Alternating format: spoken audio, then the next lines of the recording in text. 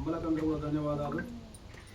ఈరోజు అంగన్వాడీ కేంద్రంగా 1వ వార్డు, 2వ వార్డు, 3, 4, 9వ వార్డు పూర్తిగా ఆలయాక్షేత్రం మొత్తము కూడా చైతన్యం కావాలి. ఎందుకంటే బాల వికాసం లేకపోతే భవిష్యత్తు అనేది శూన్యమవుతుంది. అందులో భాగంగానే బాల్య వివాహాలకు సంబంధించి మన ప్రభుత్వం వారు ఏంటంటే రాజ్యాంగబద్ధంగా మనకు అధీకృతమైనటువంటి ఏంటి అంటే 18 సంవత్సరాలు అమ్మాయికి, 21 సంవత్సరం అబ్బాయికి.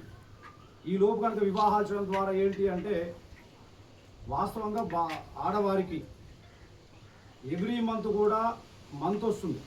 ఆ మంత్ పూర్వకంగా వాస్తవంగా వాళ్ళకి రక్తస్రావం ఎక్కువ జరుగుతుంది. దీంతో కూడా బాల్య వివాహాలు చేయడం ద్వారా ఏంటంటే గర్భానికి సంబంధించినటువంటి అనేక రకాల ఇబ్బందులు, దీంతో పాటు రక్తస్రావం పెరిగిపోవడం, దాని పరంగా పుట్టేటటువంటి పిల్లలు కూడా ఆరోగ్యకరంగా పుట్టకపోవడం లేదా దాని పూర్వకమైనటువంటి ఆరోగ్య సమస్యల ద్వారా, దీంతో పాటు అనుకున్నటువంటి అంటే మామూలుగా పుట్టినటువంటి పిల్లలు కనీసం ఒక 2.5 కేజీలు ఉండాలని చెప్పేది ఒకటి వచ్చేది. కానీ ఈ యొక్క ఎదుగుదల లేకపోవడం ద్వారా వచ్చేటటువంటి సంతానం అనేది భవిష్యత్తులో కూడా ఆరోగ్యానికి హేతు అవుతాయి. దీని ద్వారా ఏంటంటే మెంటల్లీగా ఎదగకపోవడం లేదా నిరుత్సాహం ద్వారా ఏదున్నా కూడా స్టేజీ పేరు పరంగా అంటే ఎదుగుతున్నా కొద్ది ఏంటంటే వాళ్ళల్లో ఈ యొక్క మేధాశక్తి కూడా తగ్గిపోవడం, దీని ద్వారా అనేక రకాల సమస్యలు ఉత్పన్నం అవుతున్నాయి. దాని ద్వారా చట్టం కూడా ఈ యొక్క 18 సంవత్సరాలు దాటకుండా 21 సంవత్సరాలు లేకుండా వివాహాలు చేస్తే ఇవాళ ఇందులో చెప్పినటువంటి సహకారం చేసినట్టు వారికి, తెలిసి చెప్పని వారికి, వివాహం చేసినట్టు పూజారికి కూడా చట్టపరంగా శిక్షారు. మామూలు శిక్ష కాదన్నమా, సుమారు 2.5 లక్షల రూపాయలు వాళ్ళకి ఫైన్ పడుతుంది. దీంతో పాటు 2.5 సంవత్సరాలు, 1 సంవత్సరం అవద్దిగా 2.5 సంవత్సరాలు జైలు శిక్ష కూడా ఉందన్నమాట చట్టపరంగా. కాబట్టి మనం వ్యక్తిగతంగా ఏంటంటే మనం ఎదగాలనుకున్నప్పుడు మన దేశం కానీ మనకున్నటువంటి వికాసం కానీ చైతన్యం కావాలన్నా కూడా ఖచ్చితంగా మనం ఒకరినొకరు సహకారం చేసుకోవాలి. ఎందుకంటే వివాహం అనేది చాలామంది బీద కుటుంబాలు ఏం చేస్తున్నారంటే ఎదిగిన తర్వాత నేను చేయగలుగుతాను లేదు అనే భావనతో ఏంటంటే ఆర్థిక స్థితిగతులను చూసుకొని చిన్నతనంలో వివాహాలు వెనకట కాలం నడిచి. ఎందుకు అంటే గతంలో రజాకారుల కాలంలో ఇలాంటి ఉత్పన్నం అనమాట. ఎందుకంటే అప్పుడు వివాహం కాని స్త్రీ ఉందంటే పట్టుకొని పోయేవారు.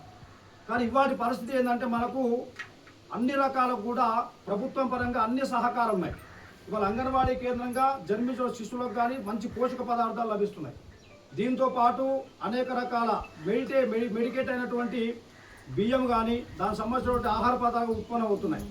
కానీ దీంట్లో చైతన్యం అనేది చాలా లోపిస్తుంది అన్నమాట. ఇది కేవలం అవగాహన లోపం కాదు, నిర్లక్ష్యం.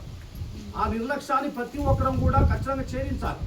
అది ఛేదించకపోతే భవిష్యత్తులో ఏమవుతుందంటే ఏమీ తెలియని అమ్మాయి కనుక వివాహం చేస్తే భవిష్యత్తులో ఏంటంటే ఆ కుటుంబ బరువు ఆ అమ్మాయి మీద పడుతుంది. ఆ కుటుంబ బరువు తర్వాత ఆ బాధ్యతల ద్వారా ఏంటంటే ఎక్కడ ప్రవర్తన లోపం ఉన్నా కూడా ఏమంటే డైవర్స్కి వెళ్ళిపోతాం. ఈ అవగాహన లోపం వల్ల ఏంటంటే భర్త ఏ చిన్న మాట నా కూడా ఏమంటే తల్లి చెప్పడం, ఆ తల్లి ఏం చేస్తుంది ఏమంటే పంచాయతీ పెట్టడం. ఒకప్పుడు రచ్చ పంచాయతీ అన్నమాట. అంటే ఊళ్ళో ఉన్న రచ్చబండ పంచాయతీలో ఉన్నాయో ఈ కుల పంచాయతీ కూడా ఏం చేస్తుందంటే స్టేషన్ దగ్గర పోవడం. ఆ స్టేషన్లో పంచాయతీ అయిన తర్వాత ఇంకా వీళ్ళ మనసు చెదిరిపోయి చివరికి ఏదో అనుకుంటే చివరికి వచ్చి ఏదో ఒకటి అయిపోతుంది అనమాట. దీని ద్వారా ఏంటంటే కుటుంబం చిన్న భిన్నం అవుతుంది, వాళ్ళ ఆరోగ్యం చెడిపోతుంది. వాళ్ళు చదువుకుందామన్నా కూడా భవిష్యత్తులో ఉన్నటువంటి చదువుకుందామన్నా కూడా వాళ్ళ యొక్క అవగాహన లోపం వల్ల ఏమిటంటే అక్కడనే వాళ్ళ యొక్క చదువులు కానీ ఉద్యోగ భద్రత కానీ ఆగిపోతుంది. దీని ద్వారానే ఎందుకంటే బాలికల యొక్క ఆలోచన భావం కానీ అలాగే అబ్బాయిల యొక్క ఆలోచన విధానం కానీ మెచ్యూరిటీ రావాలన్నప్పుడు ఖచ్చితంగా 18 సంవత్సరాలు. అందుకే మనం దీన్ని 13 దగ్గర నుంచి 13, 14, 15, 16, 17 చదువుల మీద దృష్టి పెట్టాలి. ఇంటర్మీడియట్ అయిపోయిన తర్వాత డిగ్రీ స్థానంలో వాళ్ళ యొక్క కుటుంబం గురించి ఆలోచించేటటువంటి శక్తి వాళ్ళకు వస్తుంది. సో చిన్నపిల్లలు ఎప్పుడు చూడండి ఒకటి ఆటలు అంటే చాలా ప్రాధాన్యత ఇస్తారు.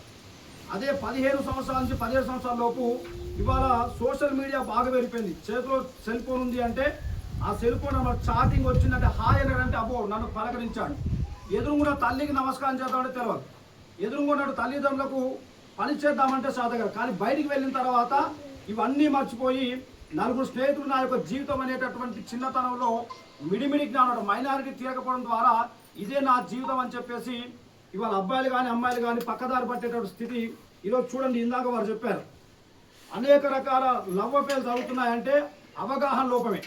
తల్లిదండ్రులు కని పెంచి పోషించి వాళ్ళ యొక్క కష్టాన్ని సుఖాన్ని భరించేటటువంటి స్థితి ఇప్పుడు మన సమాజంలో ఉంటే వాళ్ళ యొక్క కడుపు కోతకు గురైపోయి లవ్ అన్నటువంటి ఒక చిన్న ప్రేమ వ్యవహారంలో పడి ఇలా తన జీవితాన్ని అన్యాయం చేసుకునే స్థితి ఈరోజు సమాజం చూస్తాం. ఇవి కేవలం ఎక్కువ కూడా మైనారిటీలో జరుగుతున్నాయి. చూడండి ఒక్కసారి 18 సంవత్సరాల లోపే పెళ్లి వివాహ అక్కడ పోతే స్టేషన్ దగ్గరికి వెళ్తే అమ్మాయికి ఎన్ని ఏళ్ళు అంటే 14 ఏళ్ళు 15 ఏళ్ళు 17 ఏళ్ళు అని చెప్తుంటారు. అదే 21 సంవత్సరం అయి ఉండి 18 సంవత్సరం పైన ఉంటే వాళ్ళు ఖచ్చితంగా వాళ్ళు నిర్ణయం చేసుకునే ముందుకు వెళ్తారు. కానీ ఈ యొక్క అవగాహన లోపల ఏంటంటే అటు కుటుంబం చిన్న భిన్నం అవుతుంది. దీంతో పాటు మన హిందూ ధర్మం కానీ మనకు భారతదేశం కానీ ఏంటి అంటే పరువు ప్రతిష్ట అనేటటువంటి ఒక నిర్దిష్టమైనటువంటి ఆలోచన భావంతో మనం ముందుకు వెళ్తున్నాం. అంటే సంఘంలో మంచి పేరు ఉండాలి, సమాజంలో ఎదగాలి. దీంతో పాటు మనకున్నటువంటి వాళ్ళ కుల మత జాతి లింగ వర్ణ భేదాలు కూడా భారతదేశం అనేది భిన్నత్తుల ఏకత ప్రపంచానికి ఆదుగులో వెళ్ళేటటువంటి ఈ సమయంలో మనము చేసే నిర్లక్ష్యాల వల్ల మనం చేసే అవగాహన లోపాల వల్ల ఈరోజు చాలా వెనుకబడ్డమే కాకుండా కుటుంబాన్ని చిన్నాభిన్నం చేసుకుంటున్నాం. దీంతో నీకు ఆరోగ్యానికి ఇబ్బంది అవుతుంది. భవిష్యత్తు చదువుకొని ఉద్యోగం సంపాదించాలన్నా కూడా వెనుకబాటుతాం ద్వారా దాని నిర్లక్ష్యం వల్ల భవిష్యత్తు కార్యాచరణ కూడా శూన్యం అయిపోతుంది. దీని పూర్వకంగా ఏంటంటే వారి యొక్క అవగాహన సదస్సుల వల్ల నిజంగా ఇవాళ మా యొక్క ఏకల్ గ్రామోత్తరం ఫౌండేషన్ ఐబిడి సెంటర్ నుంచి మా టీచర్స్ కానీ మాకున్న విద్యార్థులు ఇక్కడ రావడం జరిగింది. ఇక్కడ మా కాలనీలో ఇప్పుడు ఇక్కడ ఉన్నటువంటి ఈ యొక్క 3 వార్డులో ఉన్నటువంటి అమ్మలు కూడా ప్రతి ఒక్కరు కూడా అత్యంత ఆత్మీయులు ఆలోచించేట శక్తి గలవారు. ఎందుకంటే ఈ రోజు మనం అడుగు సరిగ్గా వేయకపోతే భవిష్యత్తు శూన్యమైపోయింది. అంటే ఉంటారు కదా, చేతులు కాలిన తర్వాత ఆకులు పట్టుకోవడం. ఆ చేతులు ఎందుకు కాలాలి, ఆకులు ఎందుకు పట్టుకోవాలి? కాబట్టి అలాంటి ఆలోచన చేస్తూ నీ యొక్క కుటుంబం, నీ యొక్క భవిష్యత్తు, నీ యొక్క కార్యాచరణ కనుక అడుగులు వేస్తే భవిష్యత్తులో నీవే ఒక నారీ శక్తిగా, నీవే ఒక ఉన్నతమైనటువంటి భావాల కల్లా ఒక మహిళ ముందుకు వెళ్ళేటట్టు అవకాశం ఉంటుంది. కాబట్టి ఖచ్చితంగా మనం అందరం కూడా మనమే కాదు మనకున్న సోదర సోదరి మన ఎవరు కూడా దయచేసి ఈ యొక్క బాల్య వివాహాలకు మీరు సపోర్ట్ ఇవ్వద్దు.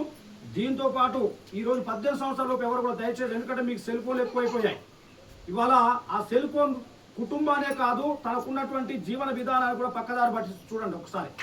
ఎందుకంటే నాతో హాయ్ చెప్పేవాళ్ళు, గుడ్ మార్నింగ్ చెప్పేవాళ్ళు నన్ను నిజంగా నిద్ర లేపిండు, నాకు నైట్ పడుకుంటాడు గుడ్ నైట్ చెప్పాడు, లంచ్ చేసావా అని అడుగుతున్నాడు. కాబట్టి ఇతనే నా జీవితం ఏమని చెప్పేసి అనుకుంటున్నాం. కానీ వివాహం అయిపోయిన తర్వాత నీ యొక్క జీవన విధానం పక్కదారి పట్టిన తర్వాత ఆ రోజు నిజంగా నువ్వు చేసిన నిర్లక్ష్యం అనేది అప్పుడు నువ్వు చెప్పుకున్నా వచ్చేది కాదు. నువ్వు నిర్లక్ష్యం చేసినా కూడా అంటే ఆ నిర్లక్ష్యం అనేది భవిష్యత్తులో మళ్ళీ మనం పూడ్చుకోలేము అనమాట. కాబట్టి ఖచ్చితంగా వారు ప్రభుత్వం వారు సహకారం చేసినట్టు ఈ యొక్క బాల్య వివాహాలను ఖచ్చితంగా అంగన్వాడీ యాజమాన్యం ఖచ్చితంగా మాకున్నటువంటి గ్రామ పెద్దలు కానీ అందరూ కూడా వాస్తవంగా ప్రతి ఒక్క అడుగును చెబుతూనే ఉన్నారు.